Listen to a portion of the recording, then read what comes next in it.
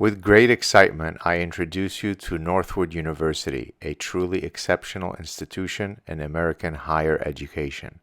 Since 1959, this private, accredited university has been a vibrant bastion of free thought and enterprise, standing out among the thousands of other schools in the U.S. Known as America's Free Enterprise University, Northwood is dedicated to nurturing the next generation of leaders who drive global social and economic progress. At the heart of Northwood lies the Northwood idea, a philosophy that celebrates individual freedom, responsibility, and the importance of moral law and free enterprise.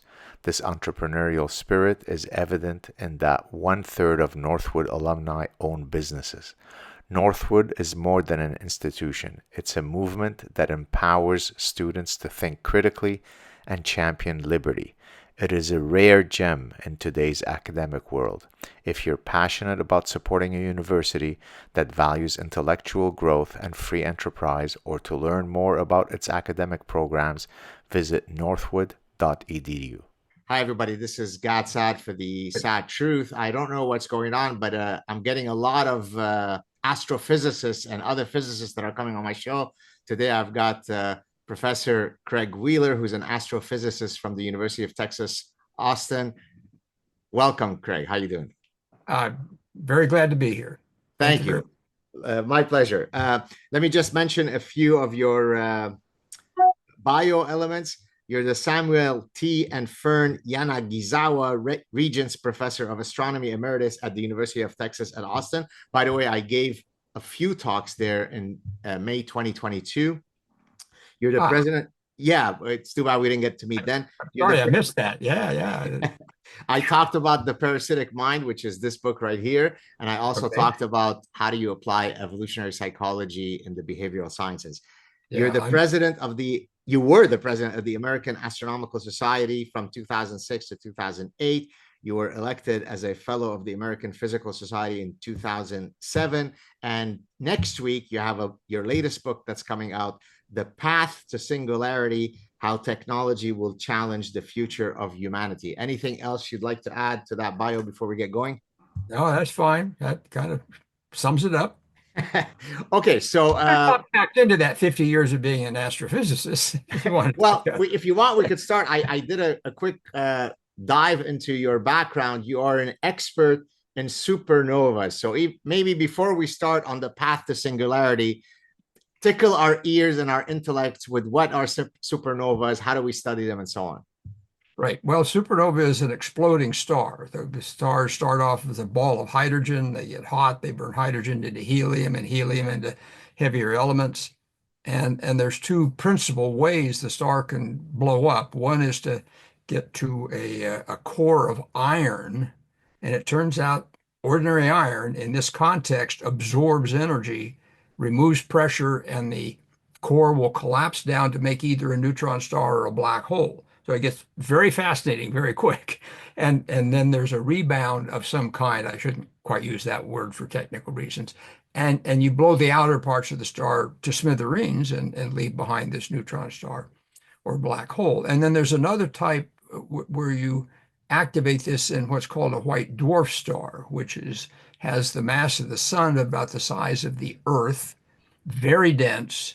And when you start that burning, it explodes completely and blows the whole thing up and leaves nothing behind. No neutron star, no black hole, just a blast going out into space. But this is where all our heavy elements come from. The light elements, hydrogen and helium and a little lithium and boron, came out of the Big Bang. But everything else that gives life, calcium, carbon, oxygen, all came out of exploding stars. And so they're critical to the fact that we're here and having this conversation. Is much of the methodology that an astrophysicist interested in supernovas, is much of the methodology observational? So you have some sort of mathematical model that predicts something, and then you literally just look out into the sky and see whether the observation that you're able to view can is congruent with whatever model or hypothesis. Is that the main methodology that you use? Yes. Okay. I've always thought of myself primarily as a theoretical astrophysicist, but I work at the University of Texas. We have our own observatory, McDonald Observatory, and so I have just adopted getting involved with that observatory to make observations. And it's not my expertise exactly, but I've worked with colleagues who are brilliant at the observational side of it. And so you combine the both. I've always thought of myself kind of as a orchestra director, bring Right. the theory and the observations together. I mean, I asked this because, for example, in the behavioral sciences, there are all sorts of, there's a whole panoply of ways by which we could study a particular hypothesis relevant to human behavior, right? You could administer surveys, right? Large surveys. You can conduct experiments in the laboratory, right? I manipulate something and I watch what the cognitive mechanism that drives your response. I could conduct field experiments. I could do observational studies. And so that's why it's always interesting to me to see how in completely different fields, what might be the full range of possible methodologies that you would apply. Well, for Yeah, go studying ahead. supernovae, it is broad. The only thing we don't do is field trips.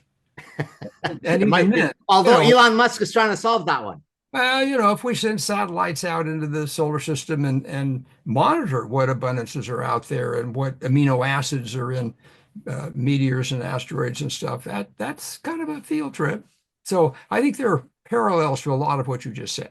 Now, I'm an evolutionist, so I apply evolutionary psychology and evolutionary biology to study human behavior in general, consumer and economic behavior in particular. And so I'm interested in all things that are Darwinian. And at one point, I was writing a paper, and actually several chapters in a few of my books, where I was trying to demonstrate the explanatory power that evolutionary theory can afford us across so many disciplines. And I even came up with a researcher, and maybe you might even know where I'm going with this, with an astrophysicist, theoretical physicist, who's applied evolutionary theory at the highest cosmological level. Do you know who I'm talking about, Craig? Yeah, it's slipping my mind right now, but I know very well. I've got his book on my shelf over here. Lee Smolin. Oh, yeah. Smolin, of course, Lee Smolin. Right. And he argued that there is a Darwinian selection process akin to the one that you might have at the genetic level in selecting across universes and so on. What's the accepted position? I mean, where are we with this theory? Is this kind of speculative theoretical physics stuff, or is there any evidence of that evolutionary explanation? I think you'd sort of have to put it into speculation, but I'm a great fan of speculation. I think you have to speculate, and I've done this a bit in the book, so I'm a little defensive about it. But that's how you get things started, and Right. then you can turn that speculation into an observational program or into a theoretical explanation. But I think you kind of start with speculations. Very So interesting. Okay. I think it's very important to do that. So singularity, again, I was doing a bit of homework prior to us chatting. So of course, there's singularity in the cosmological sense, singularity, black hole, the whole thing. Then there's technological singularity. So that's the segue to your book, which is titled "The Path to Singularity." Does one form of singularity in any way inform the other, or you're just using the same term for completely different concepts? Yeah, it's a little bit metaphorical. I think there was a science fiction author, Werner Vinge, who first used that word in this context. I mean, so he took it in mathematics. It basically means you've divided by zero, and the answer is infinite. That's what a singularity is. So you find that at the beginning of the Big Bang, until we get a successful quantum gravity theory. You find it in the centers of black holes again until we have a successful theory of quantum gravity. But in this context, in a sociological context, it means that technology advances so fast that computers, artificial intelligence, if you want to think about it that way, becomes capable of doing everything that a human being can doing. And then presumably that computational enterprise will continue to advance, but basically at the speed of light rather than the speed of biology, which is what human beings function on. So it will take off. Now, whether it goes somewhere to infinity, that's a different question. But it's a transition into a different class of being alive and having societies. Before that, you can kind of adjust, as we did during the Industrial Revolution, something like that. And one of the things that I contemplate and try to think about is if we make this transition where things happen so fast that individual humans and societies can't adjust to it, that's a brand new way of living on this planet. And I think we're staring that down the throat right now and need to speculate about where it might be going so that we can do something to keep it under control and not lose out to the machines. What But I is don't this? want to be a Terminator sort of thing, although that's in the rounds of speculation. And it's okay to speculate about Terminators and decide we don't like that. What do we do in terms of regulations and policies and things that will try to keep that under control? Right. I recently had, are you familiar with who David Deutsch is? I did. I listened to your podcast with David Deutsch. Oh, good. Okay. Yeah. I hope you He enjoyed it. was he was a postdoc here at the University of Texas many years ago, but Oh, no bright kidding. young man on his way up at the time. Yeah, boy, he I turned remember out to be very well. something. Uh, Yeah, he did. so, anyways, when we were chatting, I did two parts with him. I just released the second part. The first part was a Ah, few weeks ago, and the segue for him from being, a quantum physicist to then being into quantum computing, it is a natural one. You're in the quantum world, and then suddenly through whatever serendipity, whatever it is, then you apply it into the computing world.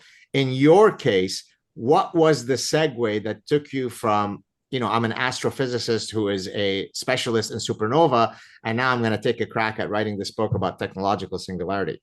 yeah, kind of two threads there. So one is, as I said, that supernovae create all the elements except the very lightest ones that we need for life. And that led me in, along with a colleague here at the University of Texas, to have interest in astrobiology and trying to understand how you unite those things together. What is the origin of life? Was it just on this planet? Is it on other planets? Was it on Mars? And it got here indirectly some way. And the particular thing we pursued was the radiation that comes out of supernovae, and is that useful for promoting life, kickstarting it, or is it completely destructive? So we wrote several papers on supernovae and gamma rays and how they might affect life on various planets, and that got me into that game of thinking about it. And then I was on a committee of the National Academy of Sciences that I chaired along with a fellow who won a Nobel Prize for telomeres, and it Oh, was right. Is this the woman from UC Berkeley or Stanford? no, that's Jennifer Doudna. Yeah, right. Jack Shostak is his Okay. name. Was it still is at Harvard, I guess. But it was just fascinating. Every time we had a meeting of this committee, it was very interdisciplinary, and people would bring ideas from all over the place, and everybody was a mode to think, let me try to understand how I can take my science and connect it to what you're doing. Beautiful. Really interesting stuff. So I got into that for a while. My colleague and I tried to get some NASA funding to start a center to do that here at the University of Texas. And we tried 3 times and we failed 3 times. But Can the I guess why you exercise, failed? Before you go on, oh, forgive me for interrupting you. it's Can I? hard because you can't just take your piece of science and put it in a proposal. You need to take science in this interdisciplinary way through your whole campus and other campuses and stitch it into a coherent whole. Well, and I think so. It turned out to be difficult. People have done it, but Yeah. we weren't able to pull it off. What I was going to say is that I've tried. I mean, by my career has been defined by very, very staunch interdisciplinarity. I've published in a wide Yeah, no, I admire that. right. But to your point, when I tried to set up a program that looked at how evolutionary theory can be applied across all faculties, suddenly every dean became incredibly territorial about this. So from this side of the mouth, we say that we want to be interdisciplinarian, and then from this side of the mouth, we do exactly the opposite. So I suspect that's probably what you went up against.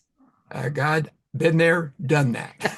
Is there a way for us to break through that so that we can truly have the ethos of interdisciplinarity across the university? Oh, I hope so. I think it's really important to be interdisciplinary, but it's hard for those reasons. That we do reductionist science. We work in a pipeline, a stovepipe, and that's a very effective way to do science. But then you've got this other stovepipe just next to you that might be really fascinating to connect with, and so it's a challenge. Right. So in the Okay, so book, sorry, go ahead. yeah, no. Let me just segue from that. So this got me into being interested in astrobiology, and I was reading along at some point. I don't remember what the context was, but I read about a preacher, Protestant preacher, who said, "I believe in evolution. I think there were precursors to Homo sapiens, and we've come along, and here we are now. But Homo sapiens is the peak. We are it." I see where you're going with this. Yes. I thought about this a bit and realized, well, I had never really thought about it before, but I realized that as soon as I learned about biology in, junior high, high school, I don't remember, a long time ago, I just assumed that Homo sapiens was evolving. And so to have this attitude that, yes, I allow evolution, but declare that it's now stopped, just that stuck in my craw, I guess. So we also have another program here at the University of Texas there's an Academy of Distinguished Teachers, of which I happen to be a member, very proud to be. And the program is that a professor will pick a book and suggest it to incoming freshmen at the start of the year, and then meet with them the day before classes start, talk about this book, just as a way of getting incoming students integrated into I call it the enormous state university. I don't know how big Concordia is, but we've got 50 some odd thousand students. We're almost as big, yeah. Are you? Okay. So you kind of know the deal. So I did that in 1 year, and I enjoyed this every year. I did it many years. I thought, I'm going to pick up on what this preacher said and talk about it with these students. And so I just had them read Darwin, which I had read before, but not for a long time. I'd forgotten that I'd read Darwin, but I had. And so we had this discussion for like an hour or so in the late morning, the day before classes. And the fascinating thing to me was the students, of course, they knew Darwin. They wouldn't have signed up for it otherwise, I guess. But there were many of them. This is like, I don't know, a dozen, 15 students, something like that, that were already aware that we were on the verge of affecting our own evolution because we now understand DNA. At the time I did this, CRISPR and Jennifer Doudna had not become famous people. That happened a little later. But they were very much into this idea that we could affect our own evolution. And I thought, well, now that's interesting. So I proposed, after doing that, I proposed teaching a course on kind of that kind of thing, the nature of the universe, the origin of life, 5 billion-year-old planet. We've come along, we've developed technology that can challenge us. Where does it go from here? So kind of a futuristic look, which I'd always had an itch to do futurism, I guess, looking back on it. And so I taught this course for 5 years. And the first year I did it, I'm a pretty good teacher. I enjoyed teaching, but this was the most fun teaching I'd ever had. It just brought me into new ideas all the time. I was constantly reading literature and quoting things and getting the students to bring in examples of how technology was advancing away on us very rapidly. It was just an amazing intellectual kick. So I did that for about 5 years, and then I retired, and I thought, well, let me see if I can turn that into a book. And that took some time, but that's how we got here. It all started from this preacher saying that for human beings, evolution has stopped. Isn't that amazing? Well, I hope that he is somehow acknowledged or thanked in your book for having served as the genesis. I mentioned him, but I do not know the man's name. The reference. I do tell the anecdote that I just rattled off to you in excess length. Right. But I don't remember who he was or where I got him. Well, hopefully he'll read it wherever he is. But so we will come back to the specifics of the book in a second. But as I was reading your bio, I mean, frankly, I was looking at your Wikipedia page, And I noticed that, okay, most of your books have been technical. This is your first trade book. Is that true? No, I've written a couple of trade books on astronomy. Oh, okay, Uh, but you also wrote science fiction books. That's where I was going to go with this. that I Which see. Yes, I did. I so have. I aspire to do some more. okay, so then maybe so my next question was going to be, or is going to be, what are the similarities and differences? So I've written many academic papers and both academic books and trade books, but I've never written fiction. And so I don't necessarily know how to engage that process. So for someone who has done both, what are the similarities and key differences between those two processes? I guess the driver behind it all is I love to write. I think I get a dopamine rush out of Yes. writing and arranging words, and it could be proposals, or it could be Yeah. books, or it could be scientific papers. That a lot of my colleagues love to do the research and just can't stand to do the writing. And I recognize already as a sophomore at MIT that I kind of like the humanities courses. I like the writing courses, even though at that point I was dedicated to becoming some kind of a scientist. And that this differentiated me from a lot of my classmates. And it's been true kind of through my career, and getting back to it again as a retirement project to write the book. Just, I get up every morning, not 5 o'clock in the morning. I get up at 8 o'clock in the morning, and I write for a while. And it's just deeply satisfying to arrange those words on paper and then rearrange them and then rearrange them. Well, I And love the way that's you've kind of a described this. common theme. Yeah, I love the way you said that because I sometimes tell people that my desire to communicate, whether it be through the written form, which I've done a lot of, or by creating this content, having a conversation with you, or just opening up the laptop and venting about something that I'm interested in, that desire to create is as visceral as needing to drink water or eat or go to the bathroom. And the way you've described it feels like you have that exact same sentiment. Yeah, I think so, except it's really focused on, I mean, I'm delighted to have this conversation. I'm enjoying it very much. I'm sure I'll enjoy the rest of it. But it's not quite the same thing Yeah. as sitting down and composing and rearranging and perfecting, if I could aspire to that, the written word. And that gets to me a little deeper than these other aspects of communicating you're talking about. Just Are something about you my head is wired, I guess. are you a book collector? At some level, I've got a bunch of, books signed by authors of various kinds, and it's a pretty ragtag. I won't try to show it to you. Well, And behind this drop cloth behind I've me, got a huge collection. I'm a hoarder of books. I probably have about 700 books in my library that I've yet to read, and oh boy, I just keep collecting more and more with the yeah. hope that one day I'll have the necessary time to read through all of them. All right, let's jump into the Good luck, my friend. Good luck. Thank you. Hopefully, I'll have a long life so that I can make I that. certainly hope that. Thank you, sir.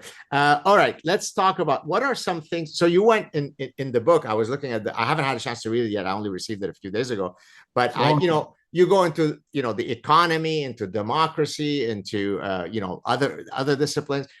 What are some places where you went into that ecosystem and you were uniquely surprised by the implications of technology within that ecosystem? Yeah, I think I'd been thinking about aspects of this just as an aware human being for quite a while. The democracy and the capitalism, two chapters in the book, came because when I taught the class for these 5 years, I used Kurzweil's "The Singularity is Near," Right. and so we went through that book and talked about it as how he handled the written word as well as the ideas, and it's full of a lot of really interesting ideas. Uh, but as I taught the class and we went through the book, I realized, I mean, it's full of interesting ideas, but he didn't say anything about how the technology is going to affect our economic enterprise and capitalism. He didn't say anything about how it's going to affect democracy and related issues. Mhm. Sorry, I got a spam call on my phone. I hope you can't hear that. No way. I heard of it, but that's okay. Don't worry about it. So he he didn't do those things, and so I felt compelled to think about them. And I'd always been troubled by the idea that economic principles are stitched around growth, because to my mind, growth has a limit, and you can't just grow infinitely large in terms of your, you know, business enterprises or human enterprises on a finite planet with finite resources. So it's big, but I think we're finding that we're coming to some limits, and one needs to speak to that. And so I'm getting a little bit Wile E. Coyote off the mesa to talk about that. I'm certainly not an expert in either economics or democracy, although I voted. But I think there are things to be thought about there in terms of what the impact is of technology, artificial intelligence, things that I had fretted about the economics and the limits of growth sort of thing for a long time, just as a private person. And that just came out naturally while I was dealing with these things, and thought that that's worth writing about. So in my undergrad's in mathematics and computer science, and Mhm. in 1985, I had taken a artificial intelligence course with one of the guys who was involved. His name is Monty Newborn. He was involved with Deep Blue, the original programs that were meant to, play chess and beat the grandmaster, the human grandmaster. IBM's program, right? IBM's program, exactly. And at the time, as someone who was both interested in cognition and computer science, I was thinking, maybe I'll go on and pursue a, PhD in computer science. And then even in my PhD, when I was studying psychology of decision making, I had studied artificial neural networks and so on. But that early promise that I saw in 1985, it seemed as though AI went out of the radar for the next 35 years. I don't know what happened. And then in the last 10 years, it's come back with a furor. Is it right for me to be saying this, that there was kind of a lull where we never heard AI, and now you can't turn without, throwing a stone and hitting something that says AI on it, right? Yeah. Well, two things. One is it's got a name, the AI winter. And it just turned out nobody quite knew how to take that early AI and neural networks and do something really effective with it. And the solution came from people like your countryman, Jeffrey Hinton, who, in a technical way, found out ways to speed up that whole process. Partly depended on computers, and computers had been growing exponentially in capacity over that time to where you could start to implement some of these things. So, yeah, so you're absolutely right. It went through a long period where it just wasn't very productive, and the people were beavering away the whole time. And I was just about through with the book, and here OpenAI drops ChatGPT on the world. So I had to go back and interpolate some things. And Kurzweil's written a new book saying the singularity is nearer. And I looked at it specifically, and I could see where he had to go back also and stitch in comments about ChatGPT, because he was also through with his book when that happened. I didn't know that term. I didn't. Maybe it's my ignorance, but I didn't know that there was an actual term called the AI winter. I'm glad that. No, AI people use it commonly. Mm-hmm. Okay, very interesting. So two of the people that I consider to be intellectual heroes, to our earlier point about interdisciplinary, precisely because they're polymaths, are I don't know if you know Herbert Simon, who won the Nobel Prize in 1978. He was at Carnegie Mellon, which is a big, computer science school. So he was one of the guys that I really admired. I actually had the honor of meeting him when I was a doctoral student at Cornell. And then the other gentleman is John von Neumann, who is very much a polymath, and maybe less of a polymath, but equally intelligent, if not even more so, is Alan Turing, which of course you reference. So you don't seem to know much about Herb Simon. What are your views on those two other guys? Wouldn't it be amazing if all intellectuals were trained to have such broad views of the world as these guys? Yeah, I don't know about training. I think von Neumann and Turing were born with something special. Your conversation with David Deutsch, I only listened to the first one, but I brought it out pretty clearly how special Turing was. Or Einstein. There's just some people that just can get out beyond the boundaries at some level. I don't consider myself one of them. I'm, tagging along in the tail end and trying to make sense of things as they come along. Very But interesting. yeah, Okay, so by the way, Prometheus books, I don't know if it's still the same one. I'm guessing they were bought out by someone. This book right here, the red one, which was yeah, my first trade book, it's called The Consuming Instinct, okay. was published by Prometheus Books. So we are siblings, at least when it comes to. I appreciate that. A further irony is, of course, Prometheus brought the technology of fire and suffered for it. And I'm now talking about avoiding potential suffering of technology. So it's a Promethean moment at some level. To publish with a publisher named Prometheus just amuses me. Very nice. I had a gentleman on, I think, Craig, it was maybe 2 years ago. I'd love to Mm. tell you the story while you're here because I think it's going to resonate with you. So this was his name, I think, is Manfred Steiner. If I remember, I'm going off the top of my head. I don't think you would know who he is. Now, but you'll see how it's relevant to you as a physicist. So he's a gentleman who got his MD in 1955, I think, Oh, boy. because his parents had said, well, he was very interested in physics. That was his love in life. But yeah, come on, do something practical, do something like a professional thing. And so he went to medical school, got his MD, then went on, trained to be a hematologist, and on the way picked up a PhD in biochemistry in 1967 at MIT. You mentioned that you were Oh, really? in Yeah, yeah. undergrad at MIT. So then he finishes his career, Craig, around the year 2000 and decides, I want to go back and pursue my original love. Now that I'm done, I've had this long career as a physician and so on.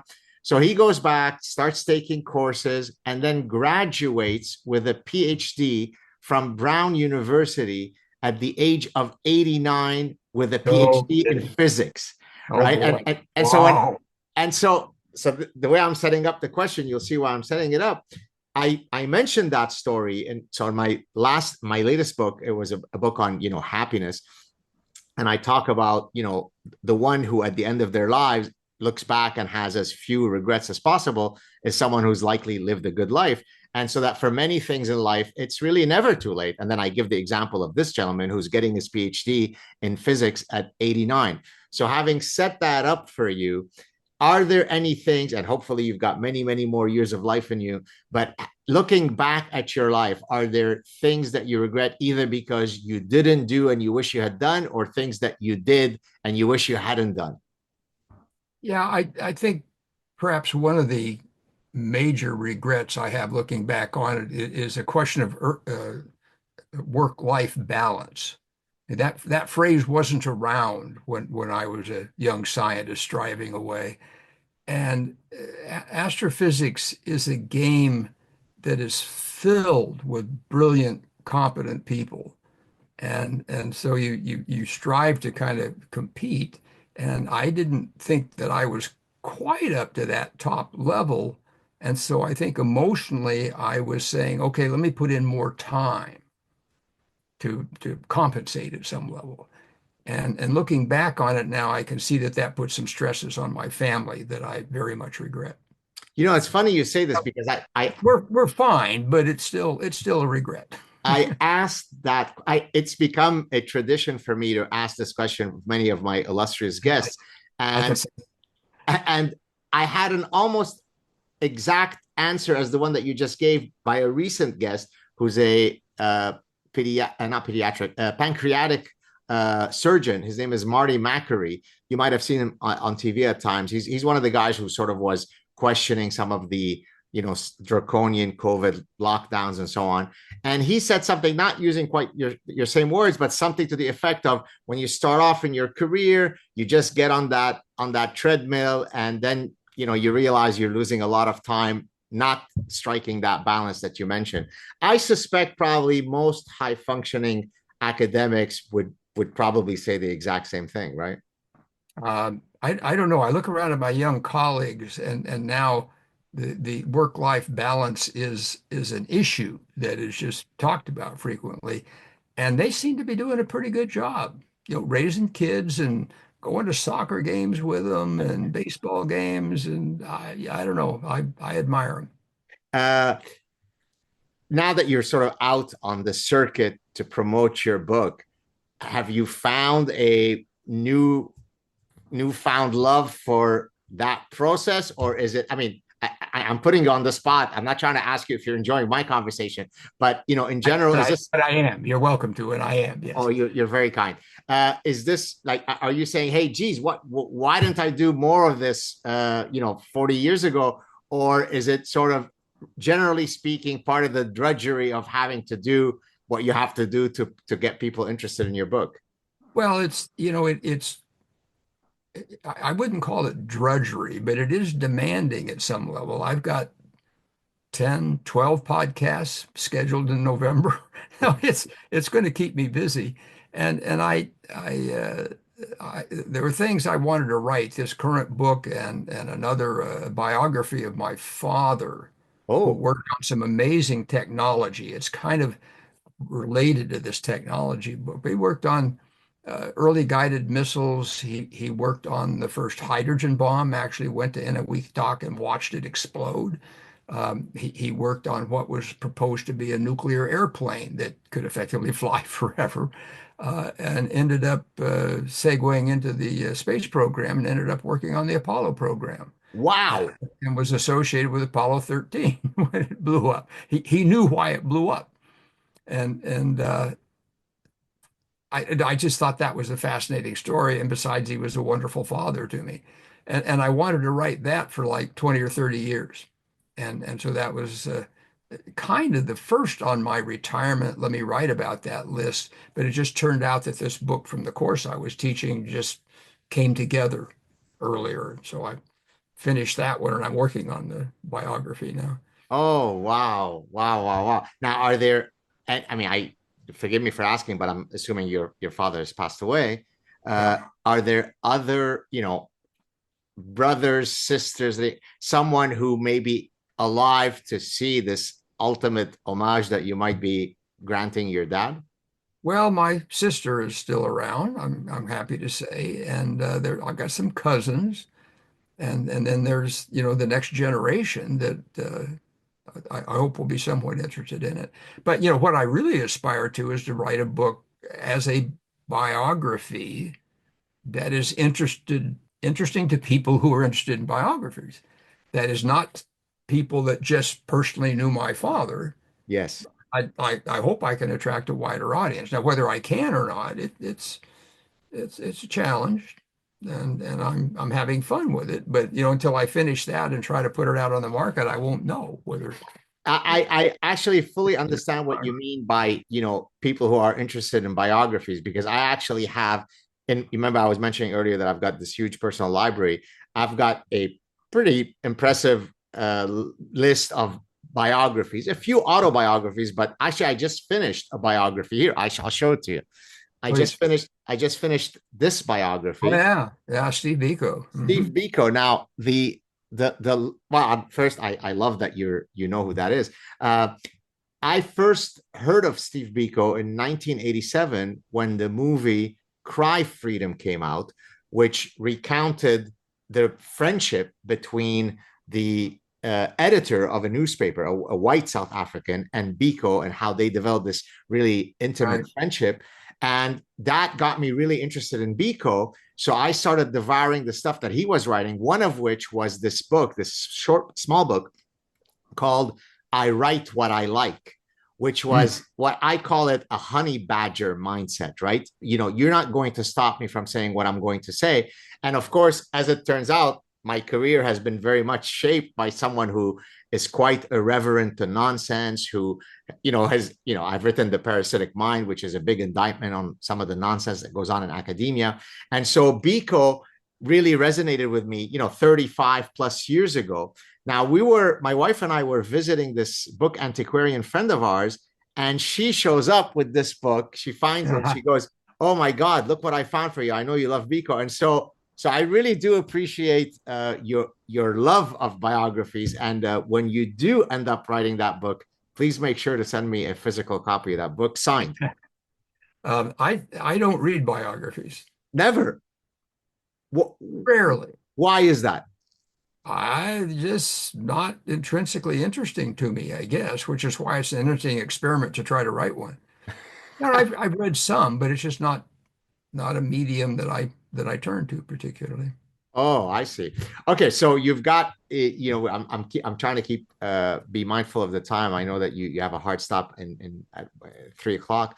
What are some of your next projects? So you said the biography of your dad. Are there other things that you'd like to discuss and use this platform to promote? Take it away, Professor Wheeler. Well, how much time do you have? Seriously, Synthesize it in 5 minutes. coming back to the science fiction, I wrote a novel when I was on the faculty at Harvard. I was sitting up listening to a colloquium, and this idea just popped into my head. It took me about 10 years to write it. And then my son and I wrote a screenplay and made a movie out of it. I'm still trying to flog at some level. It's called The Crone Experiment for anybody who wants to explore it. And then I wrote a sequel to that. And I don't want to give away what the basic story is because it's a bit of a mystery story and figuring it out. But I left it hanging after the second book, and I would really like to write the third book in the series. So when I finish this biography of my father, that's going to be the next thing I turn to, is back to fiction again. And my mother led an interesting life, and she might do it. I could write an autobiography.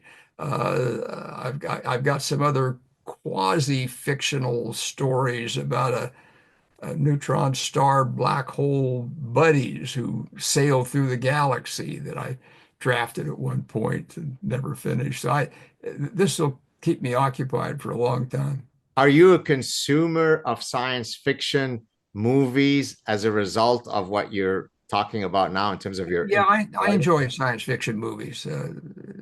My wife and I have been, streaming lots of things in this streaming era, but science fiction is certainly on the list. I've read quite a bit of science fiction. I'm not as widely read as true science fiction nuts are, but I like it and I enjoyed trying to write it. What I wrote was not sort of space cowboy stuff, but more hard science fiction and contemporary is what these two novels.